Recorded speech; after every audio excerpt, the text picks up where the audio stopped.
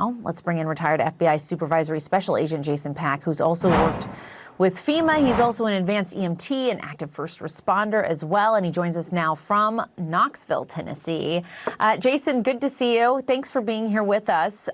So many states, and Tennessee being one of them, I'm from Arkansas originally, that aren't used to this like extreme winter weather, are just getting hit so hard. How are you tracking them as they prepare for a storm of this magnitude? And how is that different than maybe people, here in New York City, where we get winter storms a fair amount? Yeah, ice and people in the South don't really mix sometimes, particularly on the roads when they are driving. For sure. And I'll spend most of the day with the Tennessee Highway Patrol here in East Tennessee. We've gotten a lot of ice here, not as much snow east, but as you travel toward Nashville and Memphis, the snow accumulations are there. And then you had AJ on from the Arkansas Division of Emergency Management. They have snow there, and something like 12 states have been awarded, or President Trump has approved emergency disaster declarations through FEMA to bring direct federal assistance, if necessary, to those states. And so what that means, Jessica, is that FEMA has stood up its National Response Coordination Center there and at its headquarters in Washington. And they've also acted something like 7 of their 10 regional response coordination centers throughout the country. So emergency managers are, if nothing else, are planners, and they plan for exactly things like this. But what these emergency declarations mean, they can provide direct federal assistance. So they have generators and blankets and other types of assistance like that spread throughout the United States in strategic locations. And so should the state need that, they would be able to request that up through FEMA. Another important thing too, Jessica, is FEMA has placed individual liaisons in each of these emergency operations centers throughout the country who are affected by the storm. So they have direct access to the state emergency managers. I see. Yeah.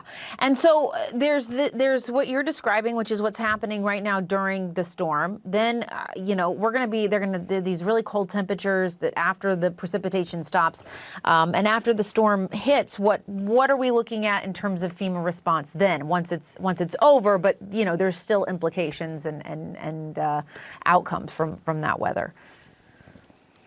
Yeah, I think, Jessica, we're still in the incident period of this. I don't think the storm is over by a long shot. I think as temperatures drop, the roads are going to refreeze. But after the storm passes, the states will do initial response to these things, and then they'll conduct damage assessments. And each state will have individual needs and issues that will arise. And so based on the damage assessments that the states will pass up, they'll decide whether or not to go through their regional offices there to ask for a federal declaration if it rises to that level. So if the state's overwhelmed and they don't have the resources to be able to meet those emergencies, then they'll go through their FEMA liaisons regionally and request that federal disaster declaration through the White House that way. So I don't think we're to quite that point yet. We don't really know what we need, and we're still in the middle of the emergency. I think the biggest issue is going to be power for folks, particularly in the places where the ice is, because the ice will melt those power lines, and that's not a good mix either, just like the drivers are here in Tennessee. No, indeed. I was going to say, you mentioned ice is not a good combo, and that is really what can just do so much damage, that ice.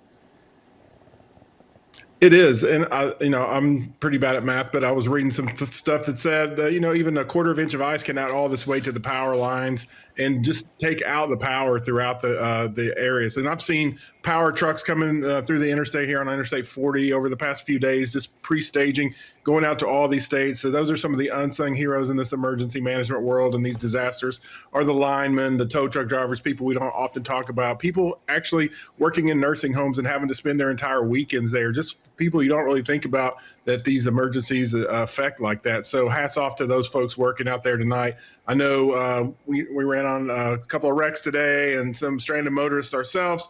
And so they were really appreciative that the state troopers and the emergency responders are out there. So again, I don't think we're quite through it yet. So hang tight and listen to your forecast. And one of the other things, Jessica, is information. A lot of times that's overlooked. So information through the public information officers and these emergency management offices through the media is really important too. We don't want to panic anybody, but we want to give people the best information to make the best decisions. Yeah, stay informed. And you're right. Those people that are literally keeping the lights on, we are grateful to them. Jason Pack in Knoxville, Tennessee. Thank you so much. We appreciate it. Thanks, Jeff.